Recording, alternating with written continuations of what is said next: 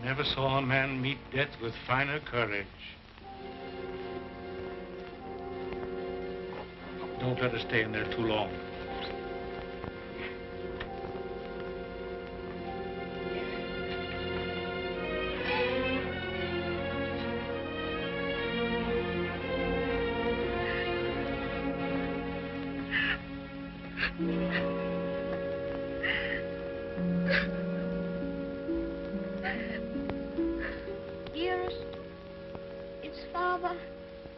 Is Father well now?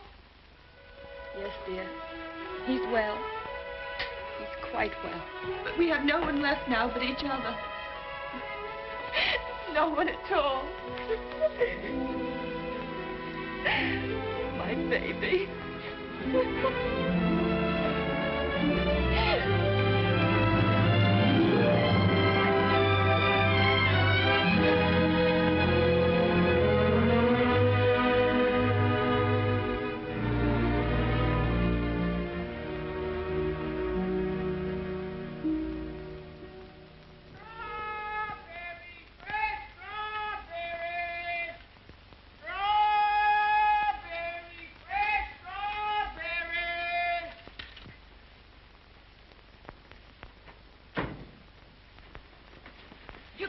Mary, won't he? Ach, the darling.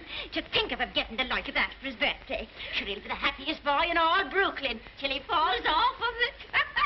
Yeah.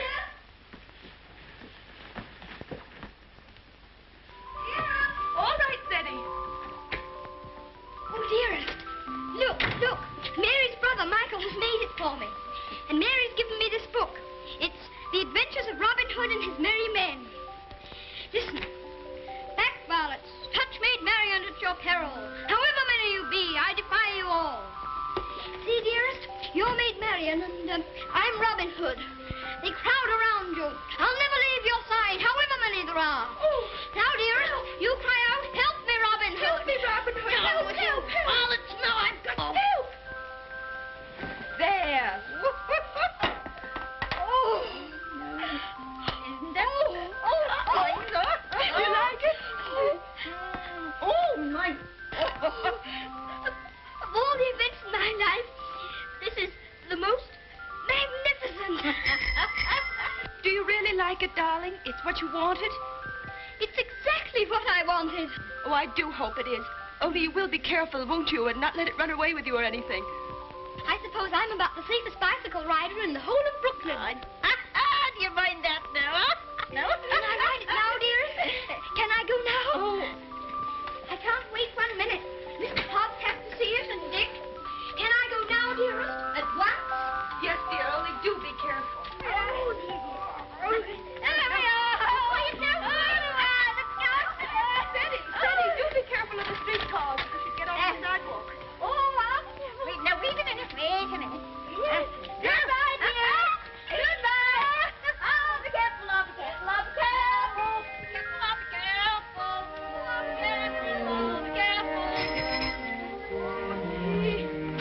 Good morning, Mrs. McGillicuddy. Good morning, Seddy. A very good morning. How are your bones today, Mrs. McGillicuddy? Oh, none too good after the rainstorm yesterday. Oh, they ate last night something cruel. Ties me up in knots, the rain does. Does it? How very peculiar. But it's a fine day to go bicycle riding. Oh, I suppose so. For them that has bicycles and can ride them. I suppose everybody who has a new bicycle will take it out and ride it today. Glory be to goodness, and whose bicycle might that be? It's mine. It's my birthday present from dearest. Oh, it's a daisy show. Fine enough for the president to ride. And it has all the latest improvements. Oh, sure, it sounds like the bells of St. Patrick. Sure, it's the luckiest boy in the world, John. Well, I'll have to be going. Oh, I nearly forgot. Please choose my apple now, Mrs. McGillicuddy. But would you mind keeping it for me until I get back? Sure.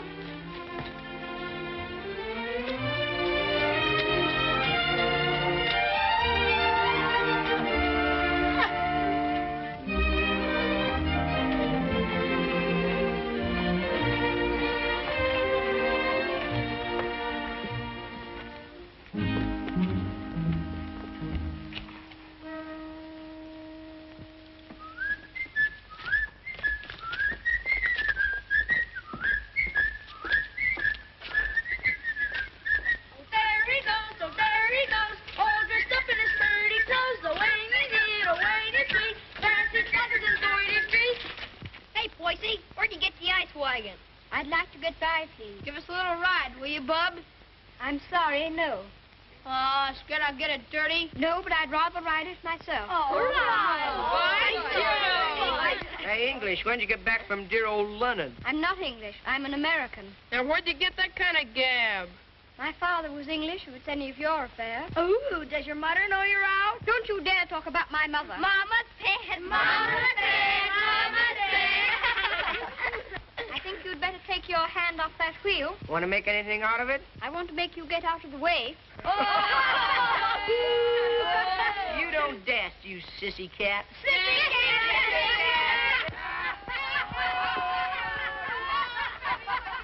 Wait a minute, Steady. Don't let him bluff you. I'll be right there.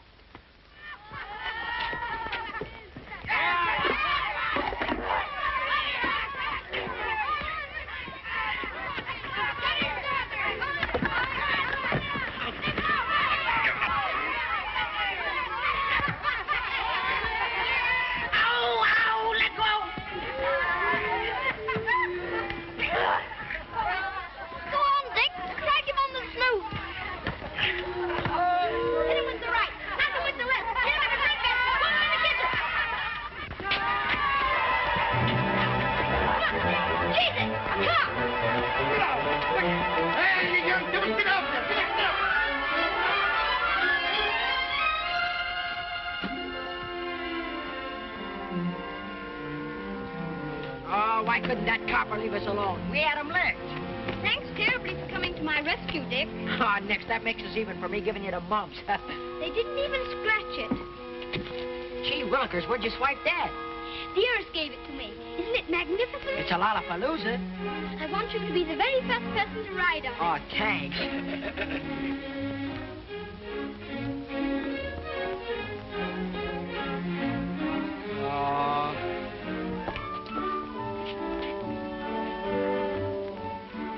Thank you very much for your assistance, Mr. O'Brien. It's a pleasure, Freddie, my lad. Of course, I think we might have won anyway. Sure, and don't I know it? But I had to keep you from committing murder.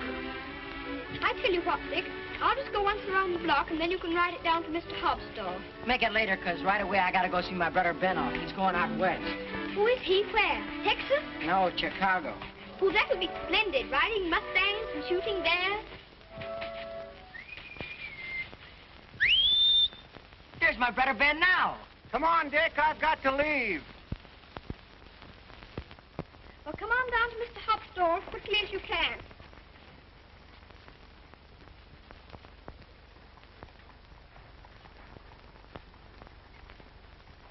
What do you say to a little birthday party? Ginger pop and cookies and some candy. That would be perfect, Mr. Hobbs. Only, Only? well, Dick's coming very soon. And I was thinking, if we could wait. I guess there'll be enough to go around. There's a lump coming, I think.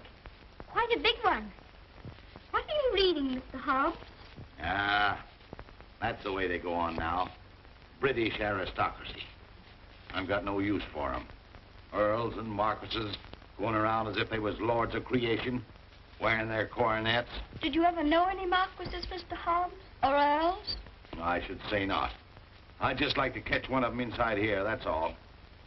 I'll have no grasping tyrants sitting around on my cracker barrels. Perhaps they wouldn't be earls if they knew any better. Oh, wouldn't they, though? They just glory in it. It's in 'em. They're a bad lot. Here you are, Dick. Just in time for Teddy's birthday feast. Gee, Manetti, ginger pop and everything. Here's to your health, Teddy. Many happy birthdays. Thank you very much, Mr. Hobbs. Why, Mary. Come on home, darling. The mistress is wanting you. Oh, glory be. Would you look at your face? I'm very sorry, Mr. Hobbs, but I shan't be able to stay for the feast. Is there anything wrong with Dearest? Not at all, sure there's nothing the matter with her. What's happened, Mary? Now, don't be asking me any questions. Queer, strange things happening to us. If you'll forgive me, Mrs. Errol, you must not disregard the great position to which your son has fallen heir through the death of his uncle, your late husband's brother.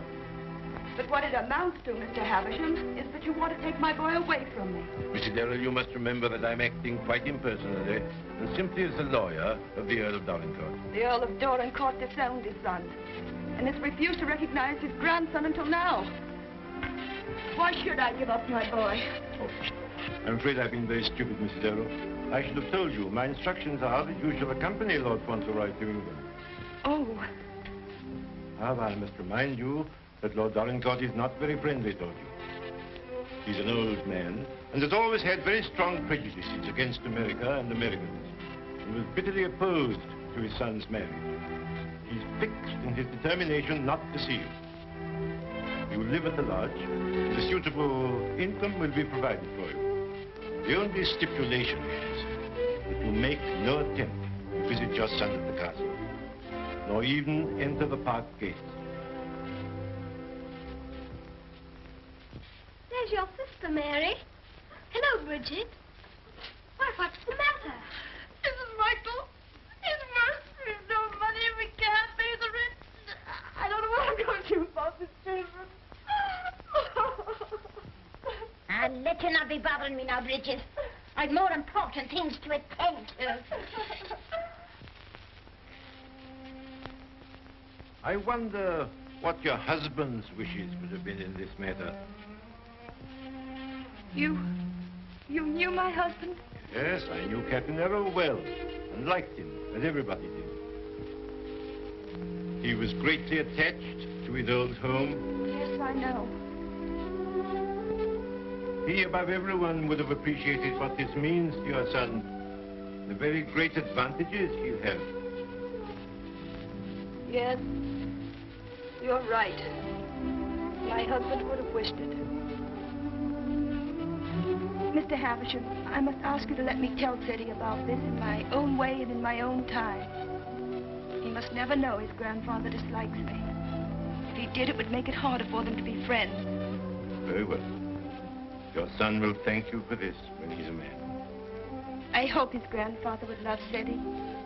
He has a very affectionate nature and has always been loved.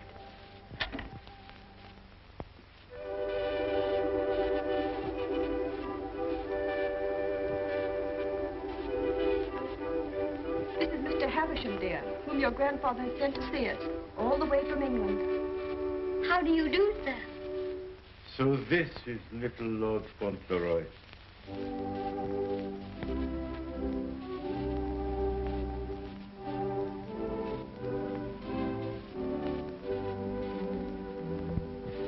You see, dear, your grandfather has no more children now, and he's very lonely.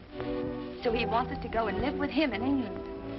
Because he's an earl, and you are his heir, you will have a new name, Lord Fauntleroy.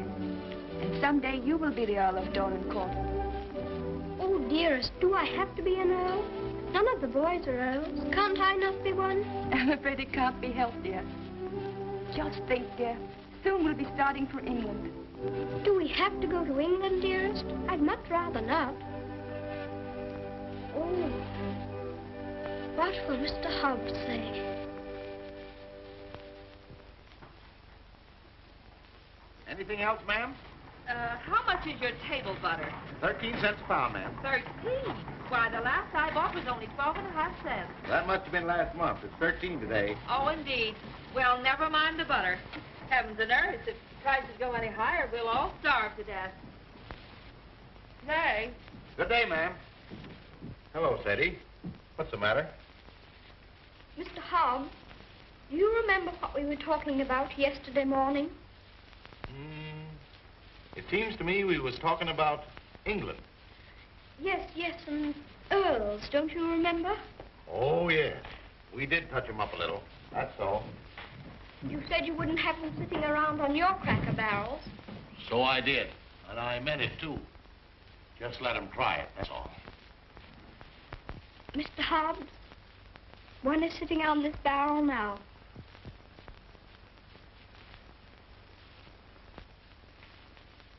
What? Yes, I am one. Or I'm going to be. I won't deceive you, Mr. Hobbs. It's the heat.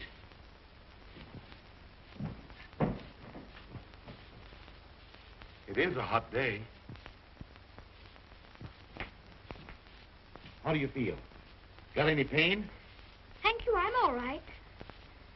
I'm sorry to say it's true, Mr. Hobbs. Mr. Havisham, he's a lawyer, came all the way from England to tell us about it. My grandfather sent him. Who is your grandfather? I couldn't very easily remember it, so I wrote it down. John Arthur Mullenix Errol, Earl of Dorincourt. That's his name, and he lives in a castle. 2 or 3 castles, I think. All his sons have died now. That's why I shall be an earl. Now I'm Lord Fauntleroy. Well, I'll be jiggered. One of us has got a sunstroke. Oh, no, we haven't. We'll have to make the best of it, Mr. Hobbs. What did you say your name was?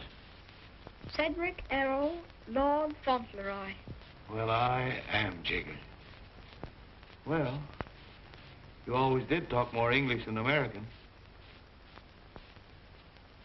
You think there's no getting out of it?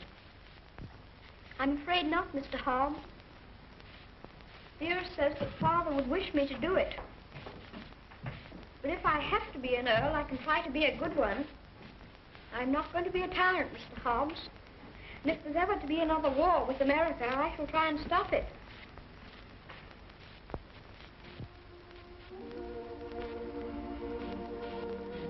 England's a long way off, isn't it? It's across the Atlantic Ocean. That's the worst of it. Perhaps I shan't see you for a long time. I don't like to think about that, Mr. Hobbs. Well, the best of friends must part.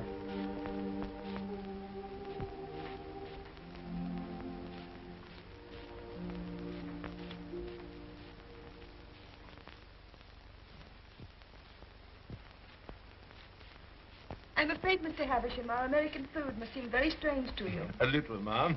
I find that muffins are biscuits and biscuits are cookies. But the cooking's excellent. And after all, it's the company that makes a meal exquisite, not the food. Thank you, Mr. Havisham.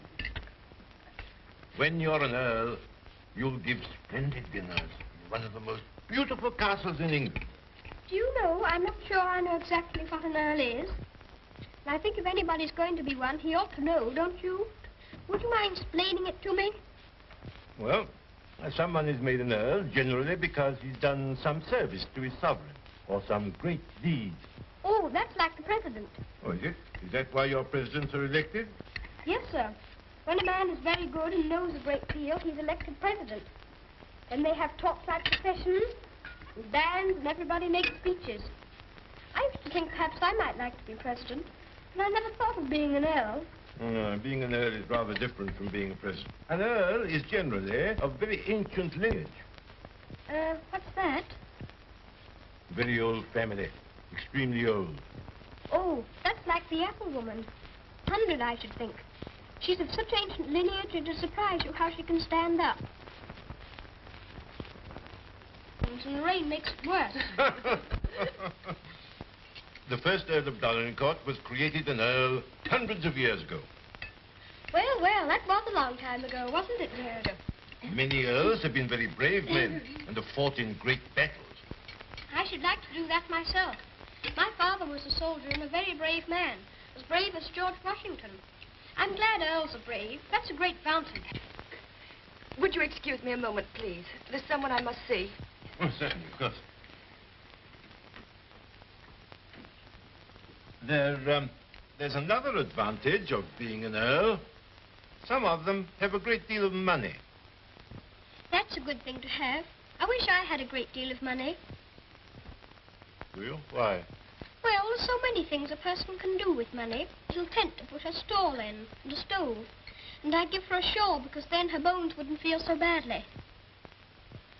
And what else would you do if you were rich? I'd buy Dearest all sorts of beautiful things. Dearest? I call Mother Dearest because Father did. And there's Dick. And who's Dick? Dick's a bootblack. I'd buy him some new cloths and brushes and a new sign and start him out fair. He says that's all he wants, is to start out fair. Is there anything else? Well, I think Mr. Hobbs would like a gold watch and chain. But what would you get just for yourself if you were rich? Isn't there one particular thing you've dreamed of having? Yes. A pony. But I suppose that would be too much to even dream about. I'm so sorry. A poor woman who was in trouble came to see me. Oh, is it Bridget? Yes, dear. I wish we could do something for her. She has 6 children, and her husband is out of work. He has inflammatory rheumatism, and that's the kind of rheumatism that's dreadful. Before I left Dorincourt Castle, the Earl said that if you expressed any wishes, I was to gratify them and give you anything you desire. Now, here are £5. In your money, $25. If you have any desire to assist this poor woman, I'm sure your grandfather would wish it. Can I have it now? Can I give it to her this minute? May I be excused, please, dearest? Yes, Eddie. Bridget! Bridget, wait a minute. Here's some money. My grandfather gave it to me. It's for you. That's a great deal of money, Mr. Havisham. We've never had very much. I'm just beginning to realize the great power Eddie will have. Such a child still. I'm a little afraid. I think from what I've seen of him, that you have nothing to fear. Oh, I hope not. He mustn't be spoiled by all these wonderful changes.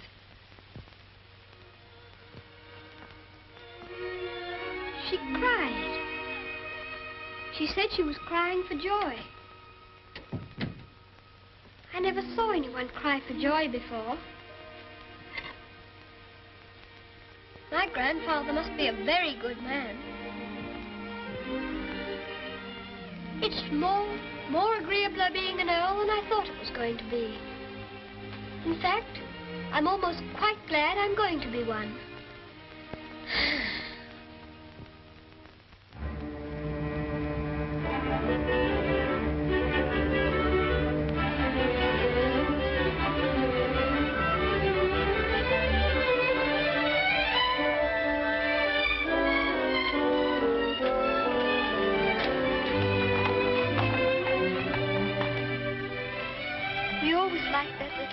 Didn't we, dearest? We always will like it.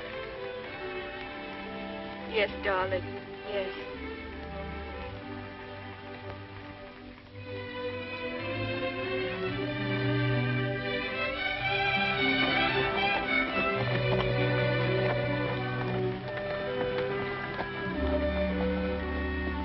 I've come to say goodbye. I have to go to England to be a lord, and I shouldn't like to have your bones on my mind every time it rains. Oh, bless your dear little heart. With all your kindness to me, the Bones is as quiet as anything. Can I give you a kiss for that? Of course.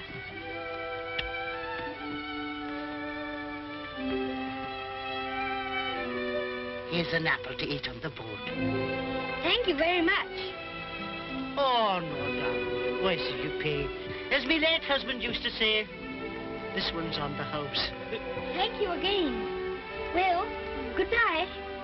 Goodbye, darling.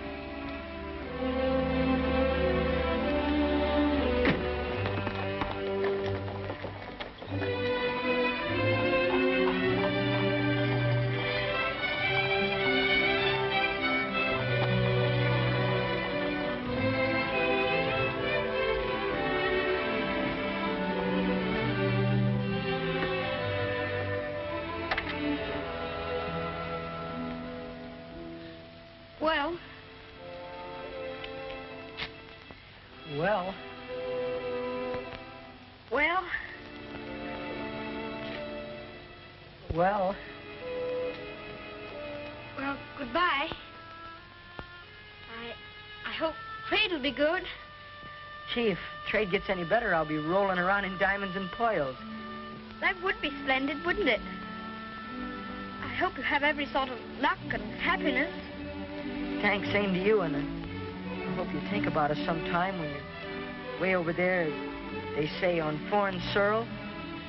I'll think about you all the time, and I'll write to you, and you must write to me. Here's where you send your letter. Gee, I wish you wasn't going away. Thanks, mister, for all the swell things you've done for him. He certainly deserves it. He's a game little kid. Gee, I almost forgot. Here, I bought this for you. It's a handkerchief. You can use it when you get among them swells. Oh, Dick, it's beautiful. It's extraordinary. I'll use it always. Thank you, Dick. Thank you very much. Well, goodbye. Well, goodbye.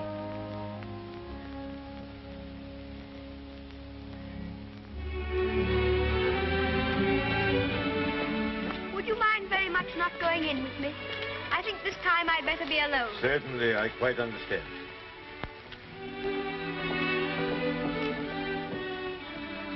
This is for you, Mr. Hobbs.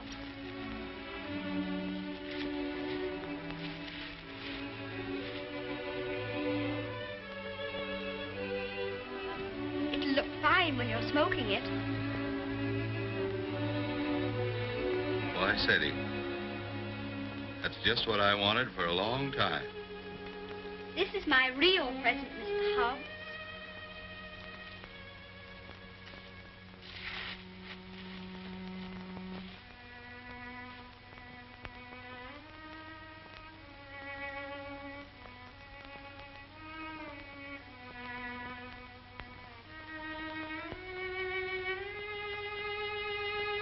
There's something written on it, inside the case. I told the man what to say. You read it.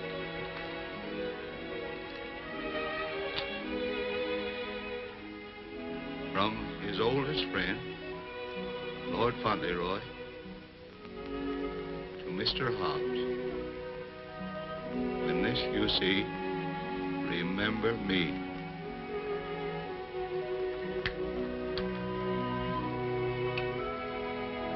When this you see, remember me. I don't want you to forget me. Oh, I won't forget you. Don't you go and forget me when you go over there amongst those British aristocracy. I shouldn't forget you, whoever I was among. I hope you'll come to see me. Perhaps my grandfather will write and invite you. You wouldn't mind him being an earl, would you? I mean, you wouldn't stay away just because he was one. Oh, I'll come and see you. I won't be able to help myself.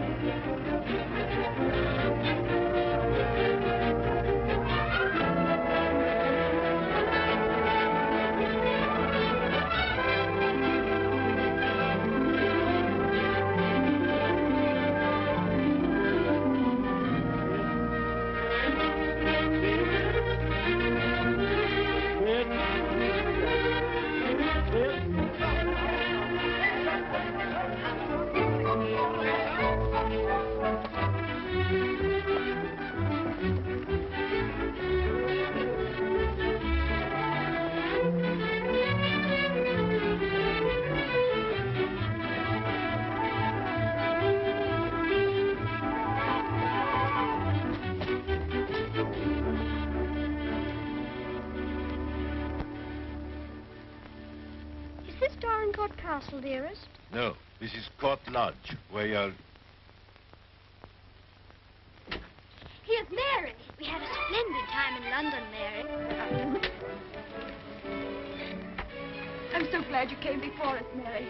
We don't feel so strange finding you here to welcome us. I sure 'tis a great happiness I wish you, ma'am, in your lovely new home. This is Mrs. Baines, the cook, ma'am, and that's Susan, the parlour maid. I'm sure we'll do everything, ma'am, to make you comfortable. Oh, I'm sure you will.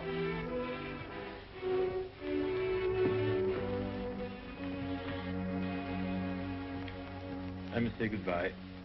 The carriage is waiting to take me to the castle. I must tell the Earl of your safe arrival.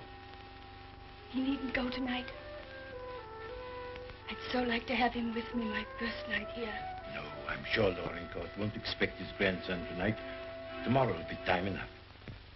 I dread so to tell him that we're not going to live together anymore. I'm a coward, I know, putting it off so long, but it's the most difficult, the most cruel thing I've ever had to do.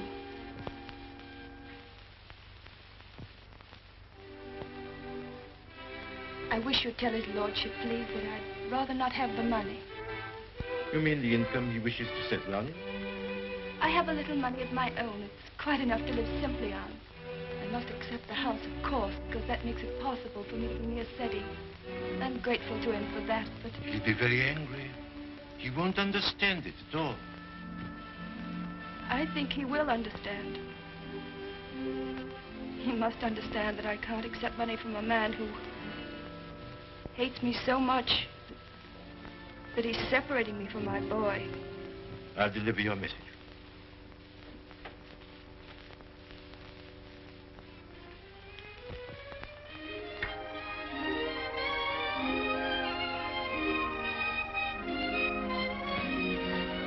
I think it's beautiful here. Don't you, dearest?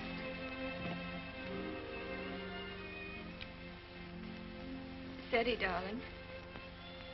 There's something I must tell you. You're not going to understand it, I know. But I want you to believe me, as you always have, when I tell you it's for the best. Tomorrow, Mr. Havisham will take you to your grandfather, and you will live with him at the castle. But I shall not go with you. This pretty house will be my home, and Mary will be here to look after me. But, dearest, you don't mean... You can't mean that we're not going to be together, just as we've always been.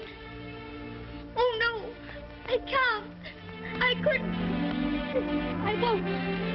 I won't. Seti, you must be brave and sensible. If there are some things you can't understand now, you'll understand them later.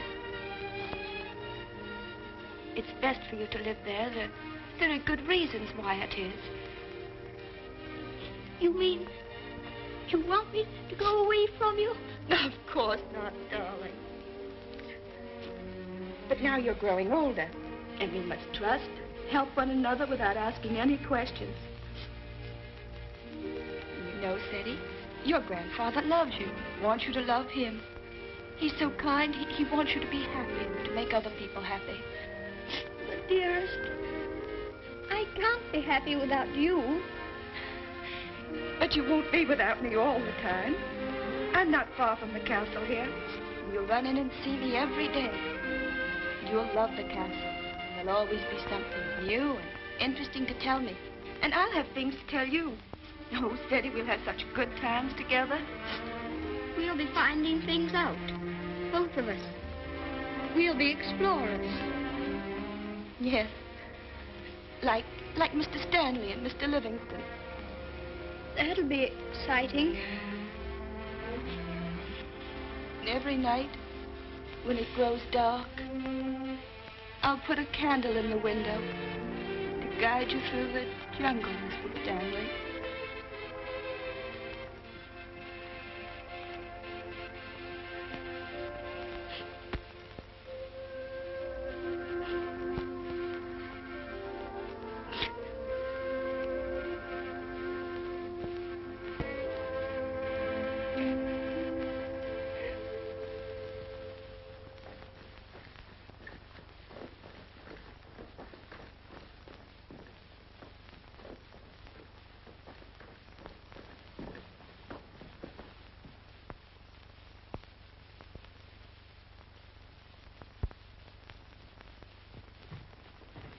Ah, Newick. How's his lordship? Oh, he's in a rare mood this evening, he is. He told me to evict all the tenants if they weren't paid up. Oh, I dare say that'll be a job to your liking.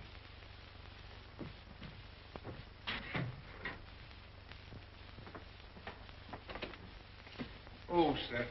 Ah, Purvis. Glad to see you again. I'm very glad to see you, sir. Oh, idiot! Do what you're told. Read what's ordered. Gout. Oh, yes, sir. These last few weeks have been the worst I've ever known, sir. I'm surrounded by a lot of incompetent nincompoofs. Shut the door, you blockhead! I can't stand him no longer, Mr. Purvis. He's too much for any man. Cursing and swearing and calling people out their names like he does. And it ain't just today, it's every day. Thomas, you brought in the 63 port. He prefers the 51. Oh, I'd know he didn't say. Fetch the other bottle. What business you got drinking port anyway in this condition? I can't feed and house every lazy lout in the parish, and I won't. You and your poor. I've had enough of them. But, my lord. Mr. Mordaunt is with him, sir. I said all I had to say, and now I say good night. Good day, my lord. Good day. How'd you do, Mr. Havisham? Mr. Mordaunt. Mr. Havisham, my lord.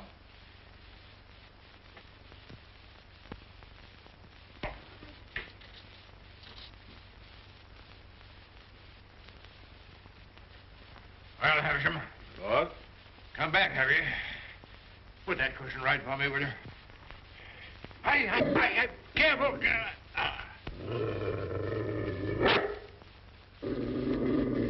What's full of hot needles? Well, what have you got to tell me? Lord Fauntleroy and his mother are at Court Lodge. They bore the voyage excellently and in good health. Ah. What else? His lordship remains with his mother. I'll bring him to the castle tomorrow. Oh, go on. Tell me everything.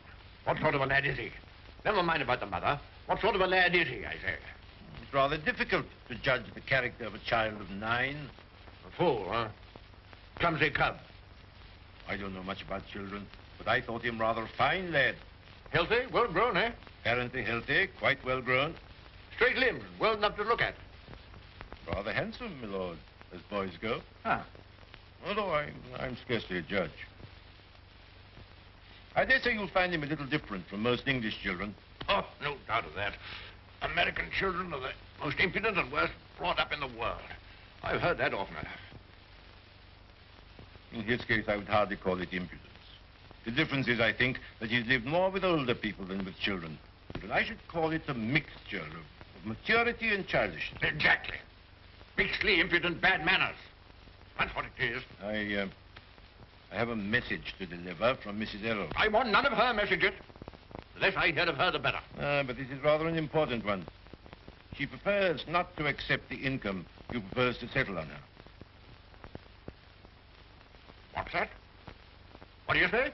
She says it's not necessary. That is, the relations between you are not friendly. Not friendly? I should say they were not friendly. Mercenary, sharp-voiced American.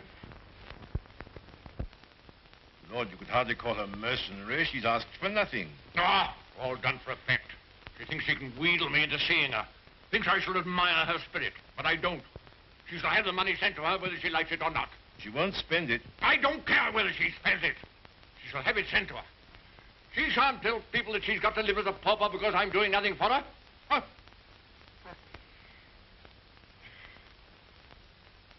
I suppose she's poisoning the boy's mind against me, too. No. I have another message that'll prove to you she's not done that. I won't care.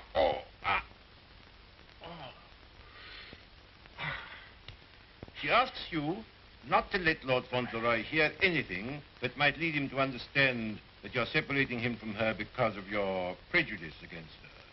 She says he wouldn't comprehend it. That it might make him fear you in some measure, or at least cause him to feel less affection for you. She wants there to be no shadow on your first meeting. Come now, Havisham, come now. You don't mean the mother hasn't told him? Not a word, my lord. Nothing has been said to the boy to give him the slightest doubt of your perfection. She's prepared to believe you the most amiable and affectionate of grandparents. In fact, he already regards you as a wonder of generosity.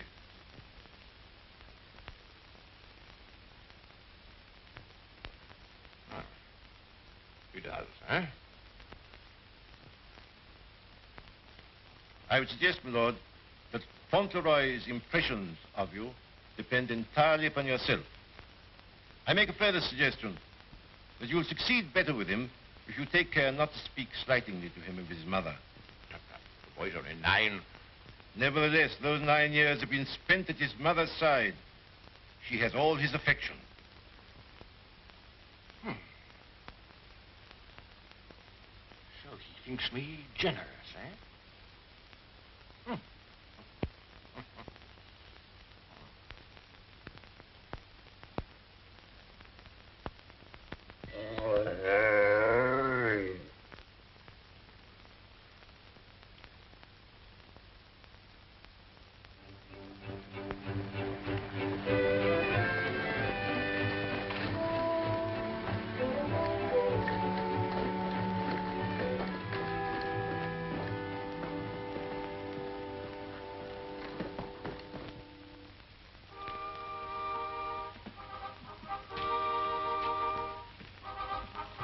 Service, this is Lord Fauntleroy.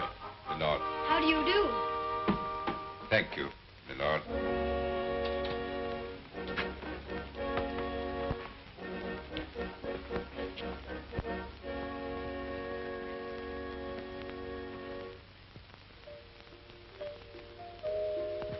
My lord.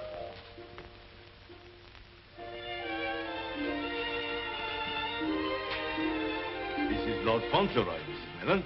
Lord Fauntleroy, this is Mrs. Mellon, the housekeeper. How do you do, ma'am? I shouldn't know his lordship anywhere, sir. He has the captain's face and way. Oh, was it you who sent the cat? I'm ever so much obliged to you, ma'am. How do you do? He's a great day, this, sir. Where's his lordship?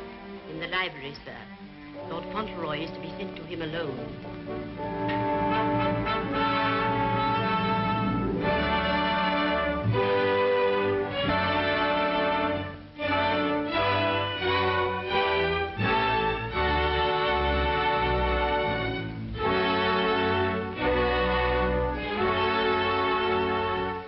Lord Fauntleroy, my lord.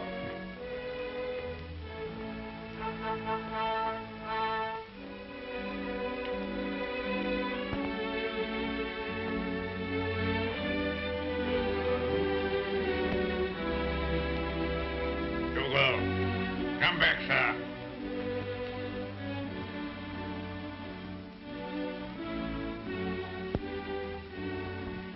How do you do, sir?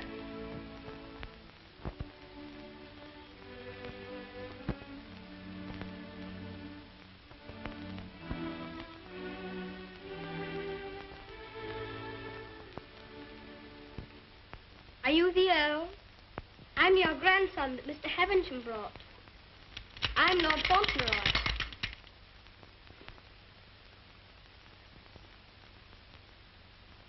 I hope you are quite well. I'm very glad to see you. Ah, you're glad to see me, are you? Yes, very.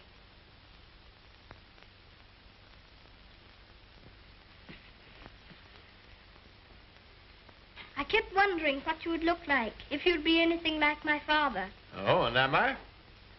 Well, I don't think you are, very. You're disappointed, I suppose. Oh, no. Of course you would enjoy the way your grandfather looked, even as kind to him as you've been. Oh, so I've been kind to you, have I? Yes. I'm ever so much obliged to you about Bridget and the apple woman and Dick. Bridget, Dick, apple woman? They were particular friends of mine. You know, they were the ones you gave me all that money for. The money you told Mr. Havisham to give me if I wanted it. Oh, the money you were to spend as you liked, eh? So you spent it all on these people, did you? Bridget, Dick, and the apple woman. Yes, and I gave Mr. Hobbs a gold watch and chain and a pipe. I put some poetry in the watch.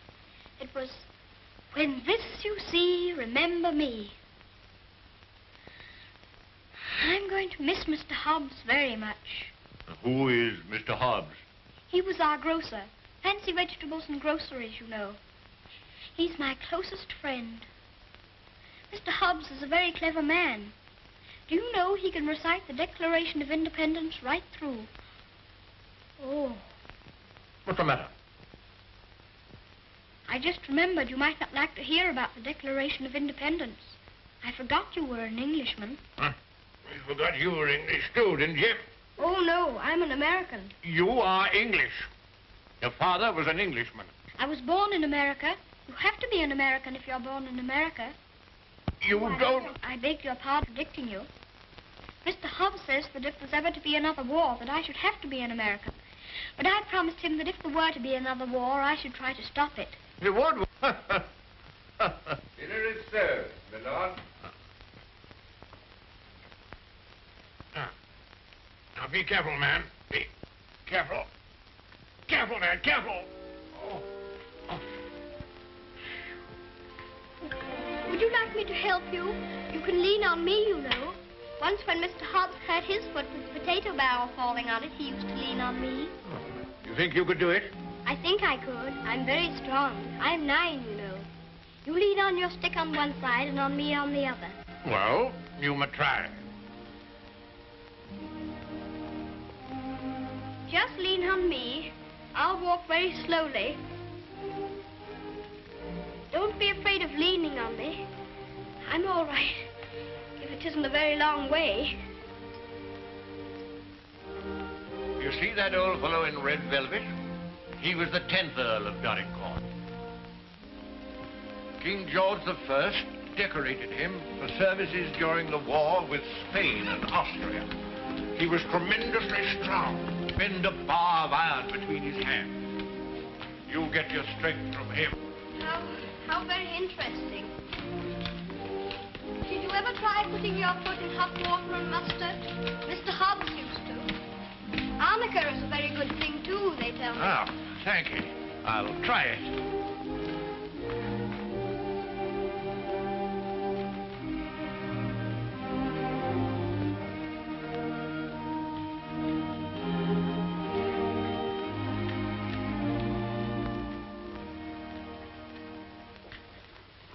It is warm, isn't it? A person can't help getting warm in the summertime. Great heaven! What's that? It's a present from Dick. Isn't it beautiful? When this I see, I shall always remember Dick. Yes, I should think you would. It'd be difficult to forget him. Dick's a professional bootblack. You'd like him. He's so square. Square? He wouldn't cheat anyone or hit a boy under his size. Huh? Very praised were they. Thank you.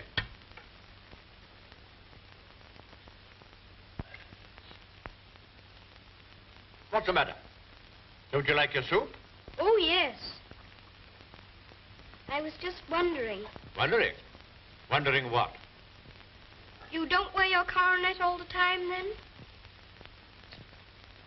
No. It doesn't become me. Mr. Hobbs said you wore it all the time. But after he thought it over, he said he thought you must take it off sometimes to put your hat on. Yes, I take it off occasionally.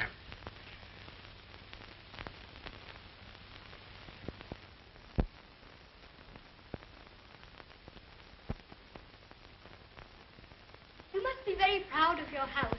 I never saw anything so beautiful. But it's a very big house for just 2 people to live in, isn't it? Oh? You think it's too large?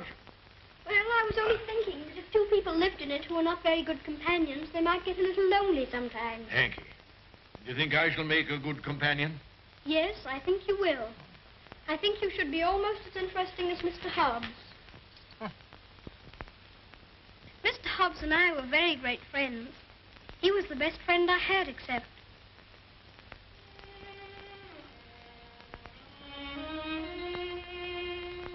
Fauntleroy, what are you thinking of? I was thinking of Dearest. Who is Dearest? She is my mother.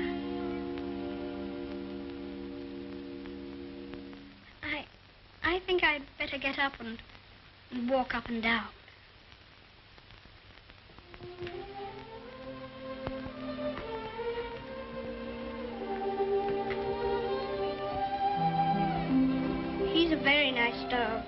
He's my friend. He knows how I feel. How do you feel?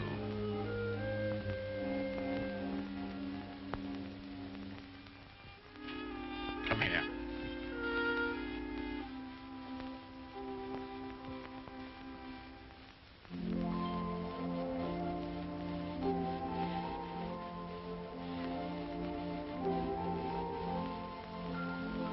You see, I never was away from my own house before.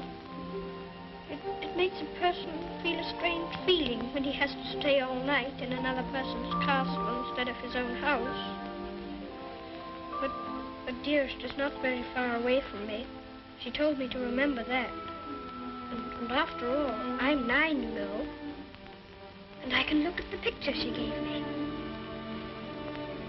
Look, you press the spring and it opens, and there she is.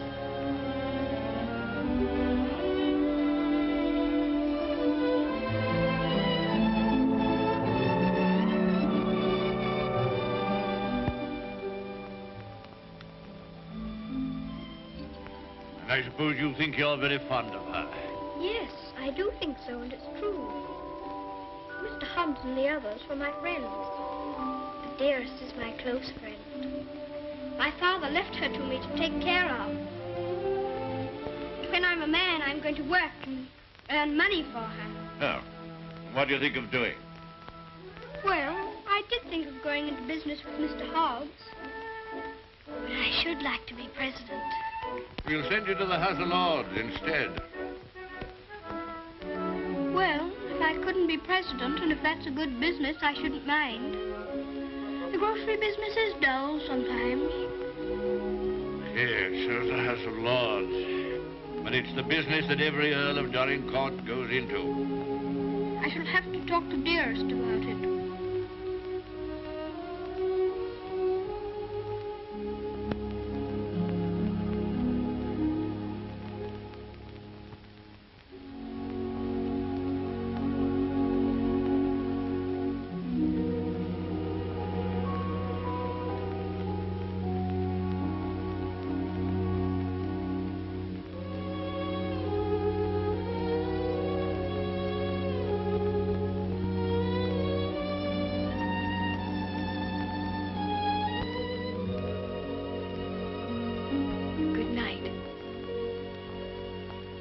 Keep you all the night. Morning, Thomas. Good morning, sir. His lordship? In the library, sir. And such goings on I never heard in all my life. Do you think it'd be all right for me to see him? Oh, yes, sir. He's expecting you.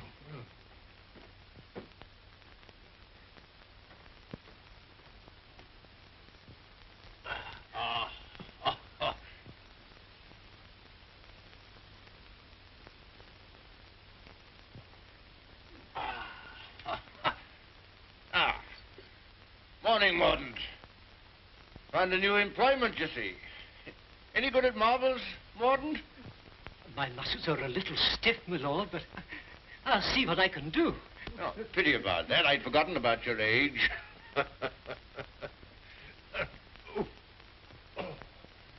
This is the new Lord Fauntleroy.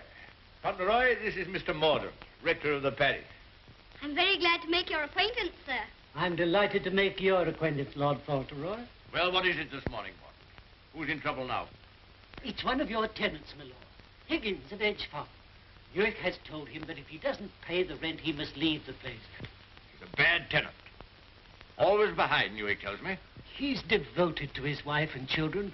If the farm is taken from him, they may literally starve. That's like Michael. Huh? I forgot we had a philanthropist here. Come here. What will you do in this case? Well, if I were very rich, I should let him stay and give him things for his children. Nonsense. You're Lord Fauntleroy. Time you learn to deal with these situations. You can write, can't you? Yes, but not very well. Well, go over to the desk and write Newick his orders.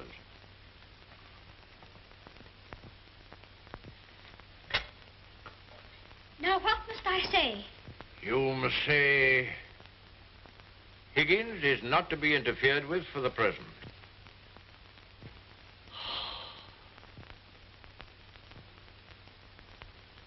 And sign it Fauntleroy.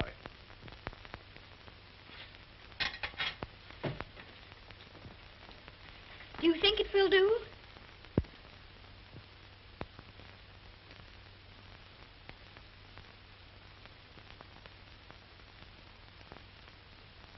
Yes. Higgins will find it entirely satisfactory. Mr. Hobbs always signed his letters that way, and I thought I'd better say please. Is that exactly the right way to spell interfered? Well, it's not exactly the way it's spelled in the dictionary, but... I was afraid of that. Yes, Higgins won't complain of the spelling. I think you must be the best person in the whole world. Don't you, Mr. Mordaunt? I shall write and tell Mr. Hobbs. Oh, what'll you tell him? I shall tell him I think you're the kindest man I ever heard of, and that you're always thinking of other people and making them happy, and that I hope when I grow up I shall be just like you. Just like me. There you are, Morden. Take that with you. I will indeed. This is good news. Thank you, my lord. Oh, don't thank me. Thank Fauntleroy. Thank you. Goodbye, sir. Goodbye.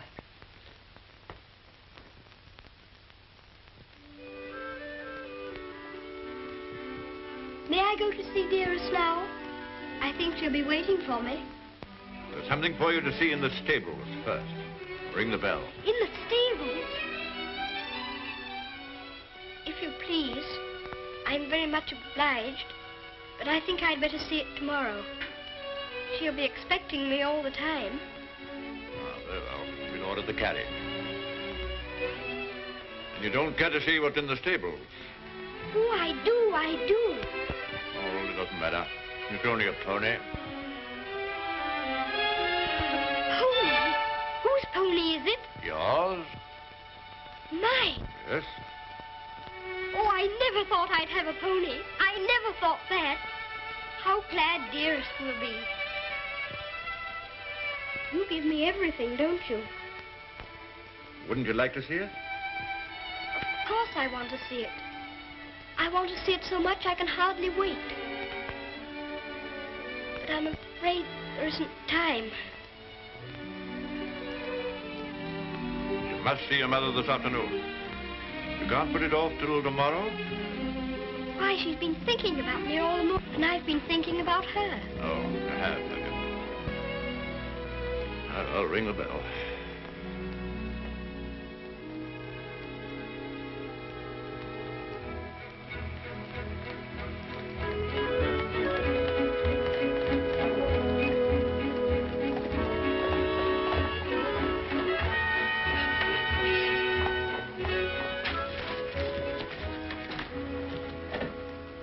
Let me give you your stick. Just lean on me when you get out. I'm not going to get out. Not to see Dearest? Dearest will excuse me. Go and tell her that not even your new pony would keep you away.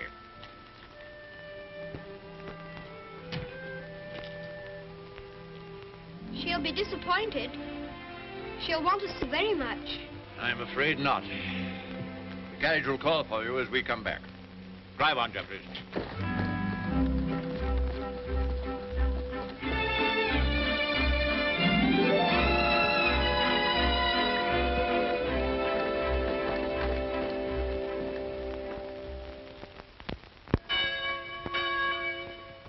Shame, uttered from his own mother. Cook at Court Lodge was telling Sarah she'd never have worked for a sweeter lady, Mrs. Errol. The letter was written by the little gentleman his own self, signed with his name to. Fauntleroy, as large as life. The little precious. Aye, that's the mother. Pretty young thing, too. Good morning, ma'am. Good morning. God bless you, ma'am. Thank you. Good morning, ma'am. Good morning. It's his lordship coming to services. That's a new notion.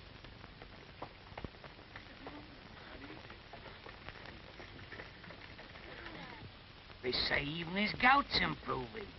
Look at the young lord. He's Captain Frederick all over again. He's the captain's salt of a life. How glad the people are to see you. Take off your hat while they're bowing to you. To me?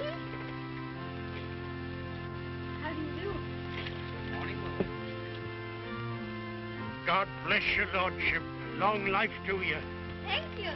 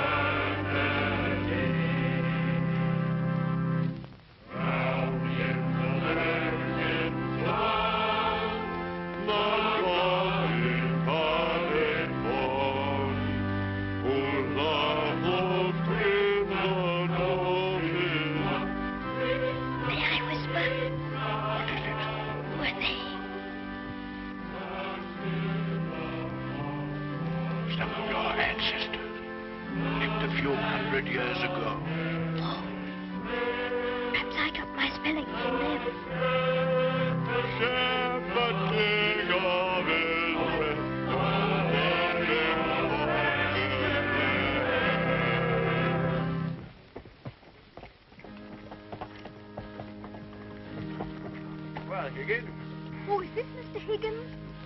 Yes, I suppose he's come to have a look at his new landlord. Yes, my lord. I understand his young lordship was kind enough to speak for me, and I thought I'd like to say a word of thanks. I've got a great deal to thank your lordship for. Oh, I only wrote the letter. It was my grandfather who did it. You know how good he always is to people. Is Mrs. Higgins well now? Yes, your lordship. The missus is better since the trouble was took off her mind. My grandfather was very sorry about your children having the scarlet fever. You see, Higgins, you people have all been mistaken about me. Lord Fauntleroy understands me. If you want a little reliable information on the subject of my character, apply to him. Get in the carriage, Fauntleroy.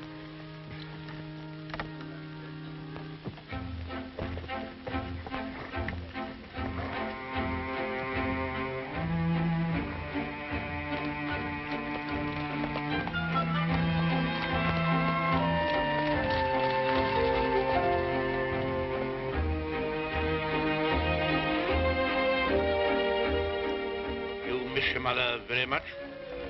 Yes, sir. I miss her all the time. You don't miss her, do you? I don't know her. I know, and that's what makes me wonder. She told me not to ask any questions, and I won't, but... See her almost every day, don't you? Isn't that enough? We used to see each other all the time. We could tell each other things without waiting. Don't you ever forget about her? No, sir, never. I shouldn't forget about you, you know. If I didn't live with you, I should think about you all the more.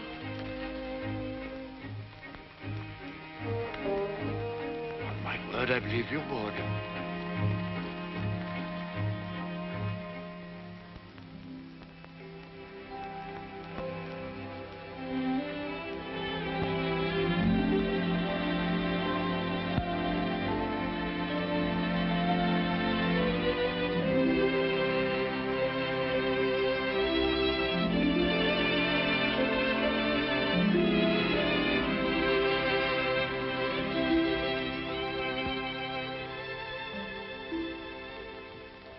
is such a good earl, he reminds me of you.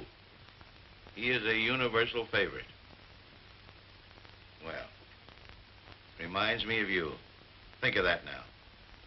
He's known this earl only a little while, and we was lifetime acquaintances. I don't know as I want him to be reminded of me by this earl. They've been using influence on him, I bet you. You're right. They got twisty ways, those aristocrats. They'd wheedle their little finger around your heart as soon as look at you. All for their own purposes, mind. It's a pity they're making an oil out of him. Yeah. He would have been a shining light in the grocer business. A shining light.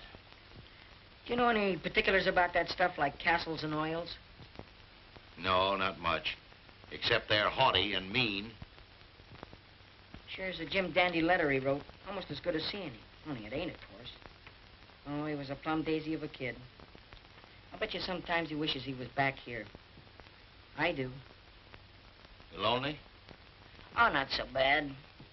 Where you living now? Oh, me and two other fellas, we got a room in a lodging house. The other two fellas, they get drunk and fighting, but it's cheap. Oh, that's no sort of a place for a lad like you to be living. Now, look here. I got a clean, dry loft over my stable, and there's an old bed you can have. Why don't you come here and stay? Won't cost you a cent. Gee, do you mean that, Mr. Hobbs? Well, certainly I do. Yahoo! Gee, Mr. Hobbs, talking about oils, you ain't no oil, you're a prince. Oh, sure.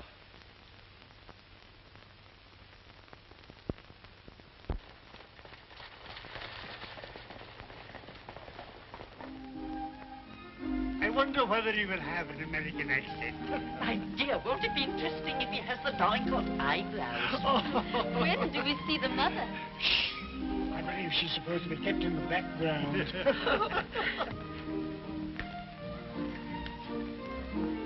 Well, Marmaduke, is this the boy? Yes, Constantia, this is the boy. Fauntleroy, this is your great aunt, Lady Lorridale. How do you do, great aunt? How do you do, young man? You're like your father. I loved him more than most people in this wicked world. Oh, did you know my father? Know him, of course I do. Oh, then you must meet dearest. She will enormously like to talk to you about him. You see, I was the only one she could talk about him to who knew him. And I was so small when he... Yes, Fauntleroy, this is your great-uncle, Sir Harry Lorridale. How do you do, sir? Here you're fond of horses. I confess to you, Constantia, that what you'll probably see for yourself. There's a risk of my becoming rather an old fool about him. Becoming? By the way, the mother, what does she think of you? I don't know. I haven't asked her. You must come over to Lorridale Park one day and see us. There are some new cocker puppies in the kennels. You shall have your pick. Oh, thank you very much indeed, Uncle. Only Dougal might be offended. You see, he's very fond of me, and I really shouldn't like to hurt his feelings. Hurt his feelings. That's a good one. Did you hear that, Connor? Hurt his feelings. This is Miss Herbert, Fauntleroy. I want you to be great friends with her. How do you do? Have you met Dougal? He shakes hands beautifully. Shake hands with Miss Herbert, Dougal. He's a great friend of mine. I like making friends, don't you? Yes, I do. May I be your friend? And Dougal? Oh, yes, if you please. Okay, Lumbago, Fortescue. Better, I hope. Thanks. Much better. I've known Dorincourt as well as anyone could know him for 35 years. And that's the first time he's ever bothered to inquire about my health. Most extraordinary. Havisham, you're late. What's kept you? Beg your pardon, my lord. I was detained by extraordinary news. News? What? What news? Not now, if you don't mind. Later, my lord, later.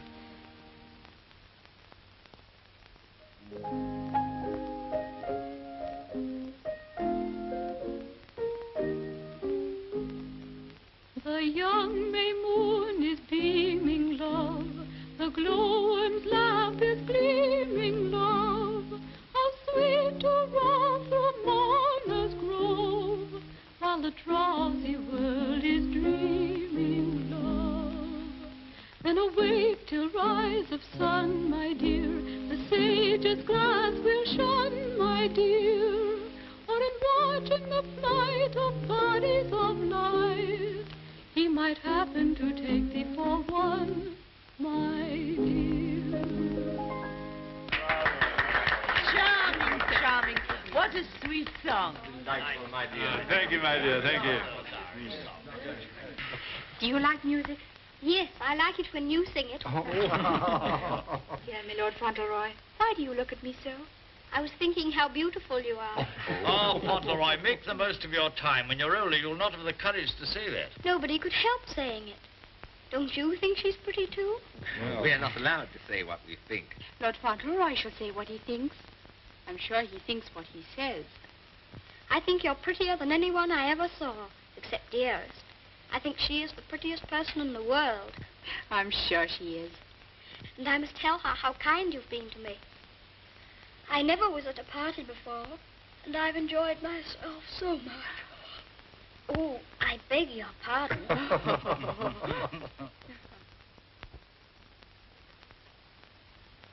Good night, little Lord Fauntleroy. Keep well. Thank you very much.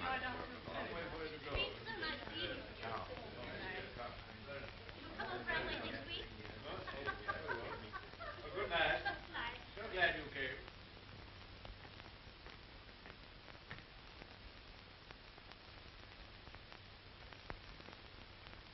Well, Havisham, what in the world's the matter? Something serious must have happened to make you behave like this. What is it? It's bad news. The very worst of news, my lord. I'm sorry I have to be the bearer of it. Why do you look at the boy so? You hang over him like a bird of ill omen. Has it anything to do with Fauntleroy? My lord, I waste no words. My news has everything to do with him. If we're to believe it, it's not Lord Fauntleroy who lies asleep before us, but only the son of Captain Errol. The present Lord Fauntleroy is the son of your boy Bevis, and at this moment is in a lodging house in London. What do you mean? You're mad. It's a lie. An abominable lie. If it's a lie, it's painfully like the truth. A woman came to my chambers this morning and told me that she married your son Bevis in London 11 years ago. She showed me the marriage certificate. The child was born shortly after Bevis deserted her and was taken by her to America. Oh, the woman's obviously an imposter. It's a trumped-up fraud. I'm afraid not, my lord. I saw the boy's birth certificate. She's, I'm afraid, a very ignorant person. But she's consulted a lawyer who advises her that her son is, of course, Lord Fauntleroy and the rightful heir. She demands that his claim be immediately acknowledged. I'll protest this to the last. I'll disown Bevis's boy. I'll have nothing to do with him or his mother. You can't disown him, my lord. Nothing we can do can keep the eldest son's child from his inheritance.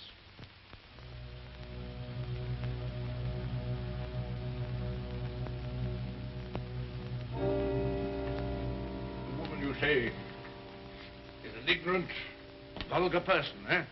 She can hardly spell her own name. She's obviously uneducated and openly mercenary.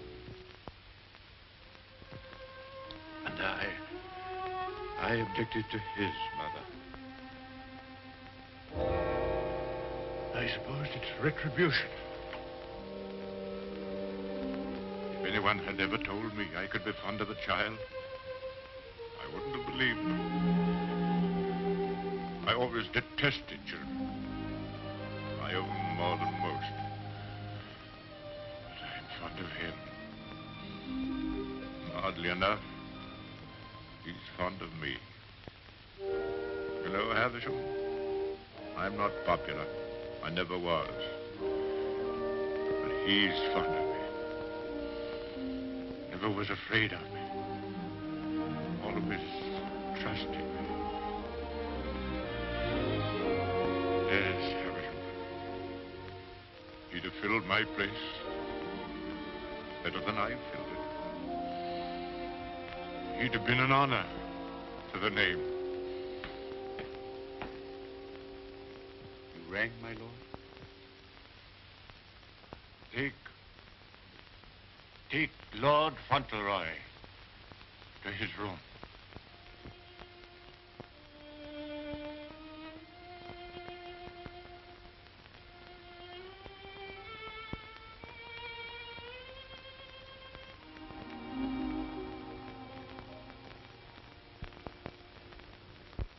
What a pity. The boy's a thoroughbred if ever there was one. I suppose you may say it's a judgment on Molyneux. But that boy, the first human being he ever loved. Will Molyneux take the case to the courts, do you think? Can't tell he's obstinate enough. Courts are the devil. You go in with your best suit, buckles on your shoes, and come out as nature made you. Bless my soul, Constantia. Whoever would have dreamed that I'd have felt sorry for the old boy? I wouldn't have minded our having a boy like that, Harry. Yes.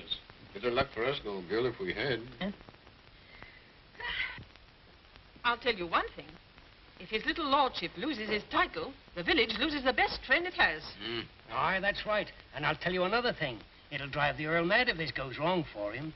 Why, he's been so proud of the boy, you'd hardly believe it if you knew him for what he was before. And the new one's no lady, that's sure. Bold-faced thing, that's what she is. The dark-eyed, brazen-faced wench. Is the Earl coming now with Mr. Avisham?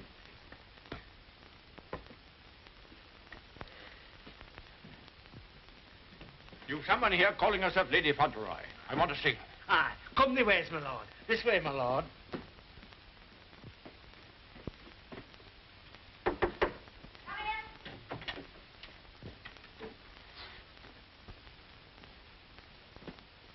Earl of Dorincourt.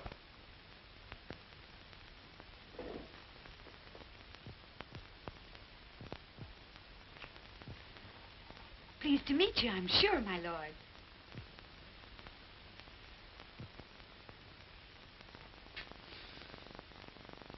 Bevis?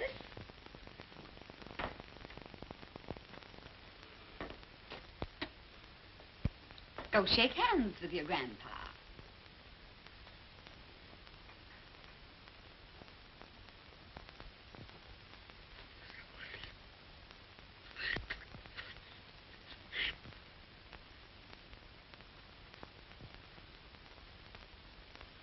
So that's the way you're going to treat your grandson, is it? Ah, you needn't try to look so fierce about it. He's your grandson, all right. Yes, my lord. We have proof of the young gentleman's birth. He is the son of the late Lord Fauntleroy. Allow me to introduce himself. Joshua Snade, at your service. My card. I've already had the pleasure of making Mr. Havisham's acquaintance. Lady Fauntleroy has placed all the evidence in my hands. I can assure you, my lord, it is sufficient to justify her case should it come into court. But may I suggest that we come to an arrangement and settle this matter amicably on a friendly basis? Friendly? Ha! Look at him staring at me as though I was dirt. Me, his own daughter-in-law. Oh, your son Bevis married me, all right. And a fine rotter he was. But he was the father of my boy, and I can prove it. Lady Fauntleroy, please. You may think you can fight me, but a lot of good it'll do you. They don't love you around here, and you know it. I've heard plenty about you and your dirty, snobbish pride. Plenty of pride you'll have when I'm finished with you. Unless you want to climb down off your high horse and get reasonable with your own flesh and blood. Lady Fauntleroy... You shut up. I'll stop at nothing, do you hear? I'll drag this case through every court in the land. I'll let the whole world know what you are. You and your precious son, Bevis, deserting me and his own child, a babe in arms. How I've suffered, heaven only knows. And you standing there looking at me and my boy as if we were scum. You ought to be ashamed of yourself. You say you married my eldest son. If that's proved to be true, the law's on your side. In that case, your son will be Lord Fauntleroy, and you will be provided for. But I warn you, the matter will be sifted to the very bottom. I'll only add that I want to see nothing of you or your boy as long as I live. After my death, you can, unfortunately, do as you please. Yes, you're exactly the kind of person that I should have expected my son, Bevis, to choose.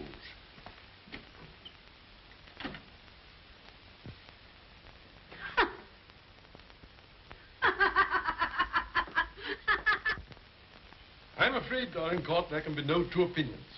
At least that's how I see it. You agree, Semple? Yes, I'm afraid we can see it no other way. But it's monstrous. That woman, that boy, are utterly unfit. Alas, the law can take no cognizance of such things. I sympathize, Dorincourt, more than I can say. Sympathize? What's the use of that? If we take it to the courts, you think there can be only one result? I'm afraid so. The birth certificate, everything we have, point the same way. If you take it to court, you'll have the expense and the notoriety, and only, I fear, one possible result. Perhaps the boy won't turn out so badly as you fear. Perhaps you can do something with him. That boy? That oaf?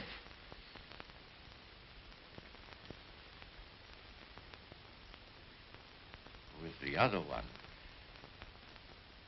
Yes. I have no other course but to accept your judgment. Come, Havisham. Thank you, Lord. And you, Mr. Semple.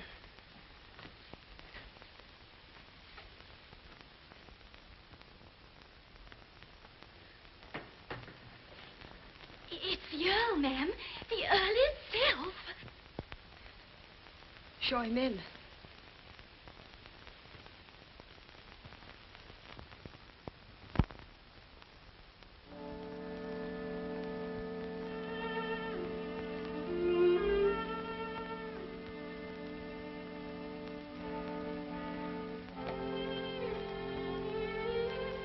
Mrs. Errol, I believe? Yes, I'm Mrs. Errol. I'm Lord Dorincourt. The boy is very like you. People have often said so. I'm glad to think he's like his father, too. Yes, he is. Like my son. Won't you sit down? Thank you.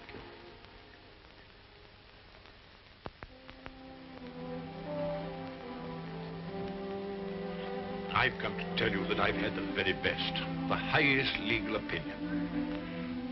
I'm sorry. This outrageous woman and her child. Perhaps she cares for him as much as I care for Seddy, my lord. Her son is Lord Fauntleroy. Mine is not. Yes, I'm afraid you're right. Perhaps you would prefer that Seddy should not be the Earl of Dorincourt. It's a very magnificent thing to be the Earl of Dorincourt, my lord. I know that. But all I care about is that Seddy should be what his father was. Brave, just, and kind, always. A striking contrast to what his grandfather is, eh? I haven't had the pleasure of knowing his grandfather. I know my little boy believes you. I know that Seddy loves you. Would he have loved me if you told him why I didn't receive you at the castle? No. Honestly, I think not. That's why I didn't wish him to know. Well, there are very few women who wouldn't have told him. Yes. Seddy is fond of me. And I'm fond of him. I can't say that I was ever fond of anyone before. But he pleased me from the first. I'm an old man.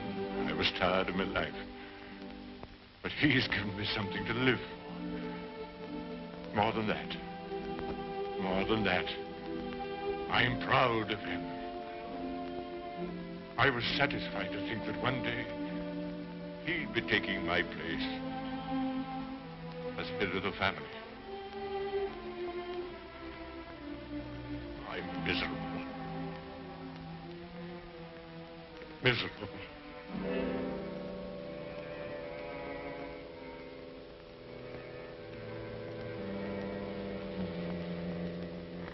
Much troubled, you must be tired. And you need all your strength. Thank you.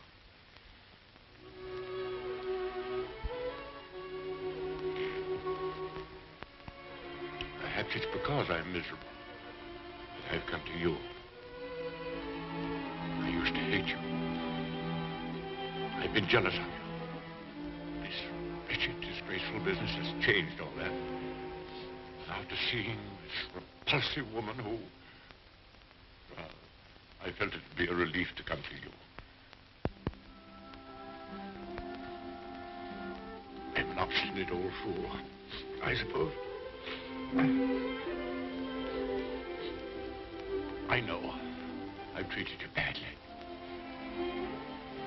But I've come to you because the boy cares for you. And because I care for him.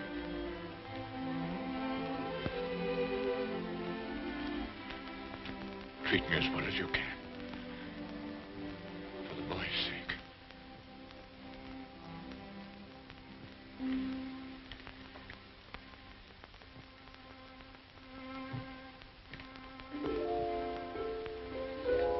Whatever happens, he shall be provided for. Sadie shall be taken care of now and in the future. Always. Thank you. You like the house? Oh, very much. It's a cheerful room. May I come back again and talk this matter over? As often as you wish.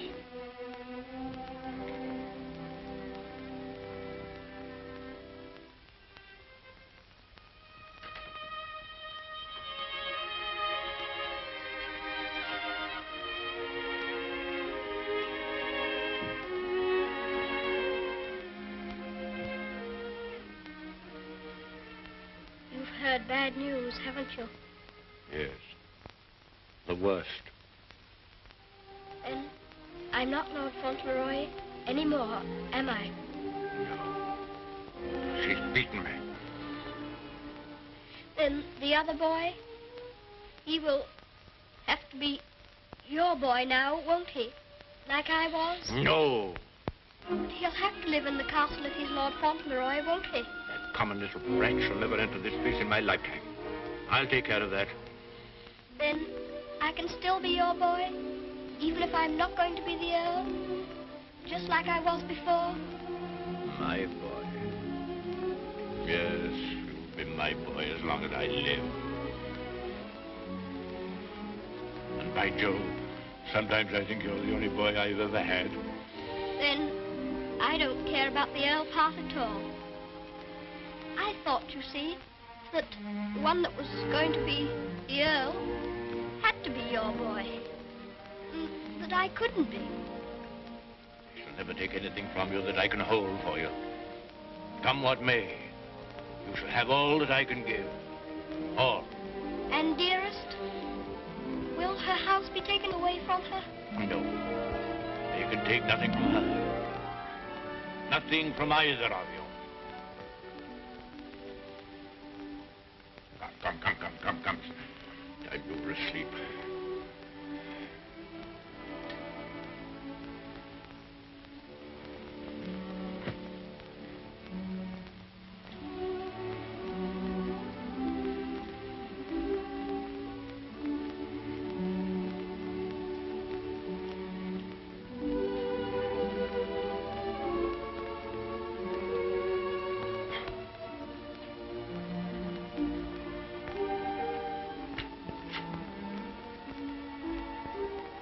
Good night, Grandfather.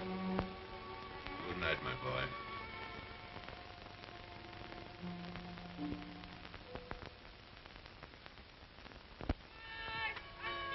The aged Earl remains secluded in his castle and refuses to have any communication with the rightful heir.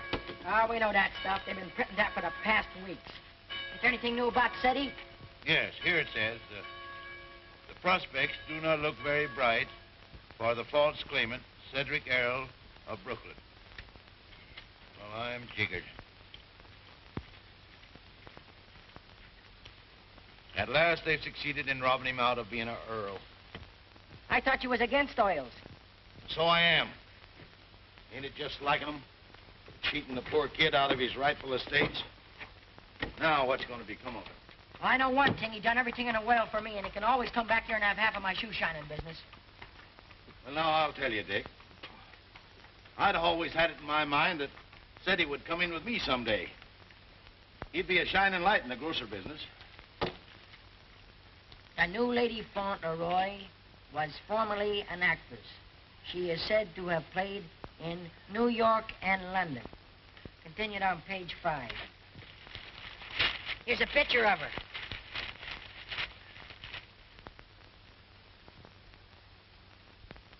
Holy mackerel. What's the matter? Here, look at this. It's her. Her? She ain't no aristocrat, she ain't. I know her as good as I know you. It's Minna, Ben's wife. Your brother? Sure. You mean it's some kind of hocus pocus? Sure I do. Well, I'm jiggered. She was married before, but I never heard of her having no other kid but Ben's kid. You mean the one Ben went out to Chicago to look for? Sure. Maybe she had another kid in England. Maybe she did and maybe she didn't. We'd ought to do something about this. You're dead right we ought to. But we got to get the proper advice. Gee, I wished I knew Alderman Murphy. I know Alderman Murphy. You do? Yeah, come along. Let's go right now.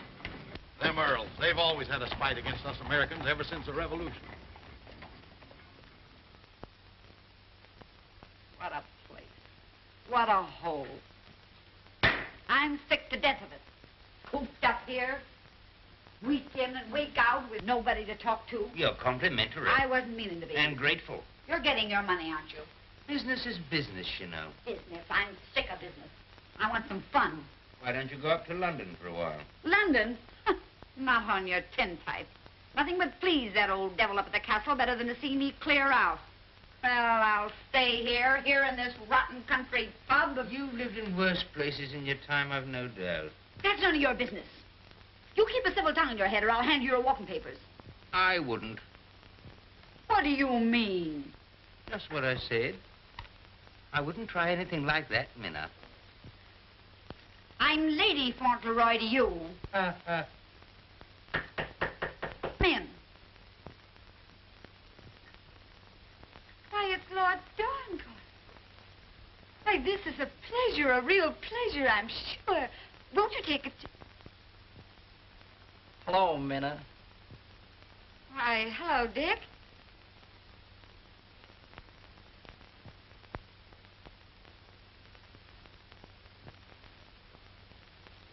Why, Ben. What are you doing here? Where have you been all this time? You know her? Funny if he didn't, seeing as how he was my second husband. Where is the child? What child? You know what child, our boy Tom. Oh, Ben. But you know, you must have heard. Someone must have told you. Told me what? It was pneumonia. Only 3 days and he was gone. It broke my heart. I meant to write you, but I didn't know where you were. If that's true, who is this boy you've got with you? That's none of your business, Ben Tipton. Can I see him? No, you can't. Tell us, please, why Mr. Tipton should not see your boy. Oh, hello, Uncle Dick. Well, I'll be jiggered. Mom, you shut up. You're a dirty pair, you are. Coming all this way to spy on me, trying to do me hurt. I'll have the law on you for the way you're hounding me. You... Silence! Come here, Tom.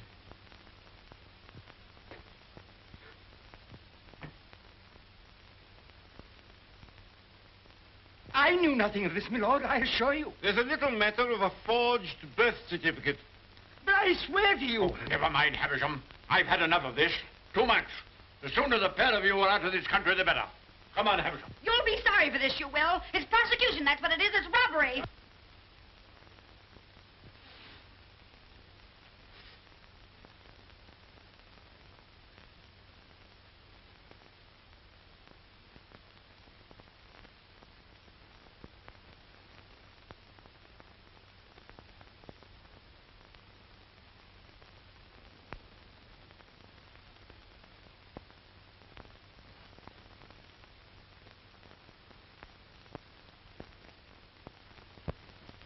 This will be somewhat in the manner of a museum, my lord? Well, not exactly a museum, Mr. Hobbs. They're portraits of my ancestors. Your aunt's sisters? All of them? I'll be jiggered. Your great uncle, he must have had a family. Did he raise them all? I mean that they were earlier distinguished members of the family. Do you know, Earl, I used to have a very poor opinion of you aristocracy, but I've changed. I'll take you, for instance. You're a pretty good sort, even if you are an earl. I'm very gratified.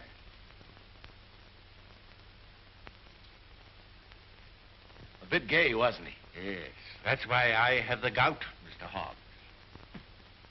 Oh. And they was all earls, and said he's going to be one, and own all this. And he'll be worthy of it, Mr. Hobbs. Sure he will. All these earls. You know, I wouldn't have minded being one myself.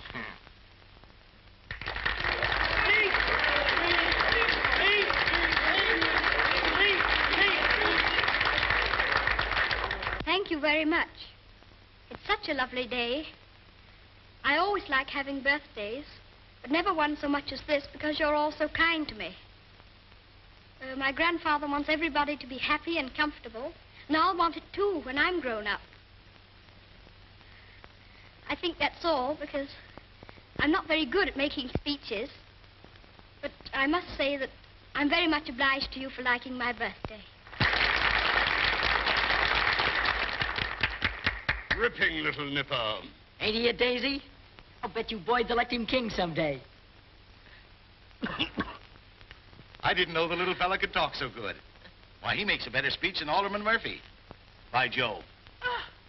Well, I'll be jiggered. And I've another birthday present for you. Another one besides all the things this morning? Yes, the best of them all. Oh, dearest! Oh, dearest! Oh, dearest, I was wanting you here. I was wanting you here so terribly much. Were you, darling? Fauntleroy, your mother's come to live with us in the... To live with us? To live with us for always? Are you sure you really want me? We've always wanted you, but we weren't exactly aware of it. Well, Mr. Hobbs, it's so nice having you here with us. I dread to think of you ever going back to America. Not to live there. Not to live there. America's a good enough country for them that's young and stern, but there's faults in it. There's not an aunt's sister among them. Nor an earl.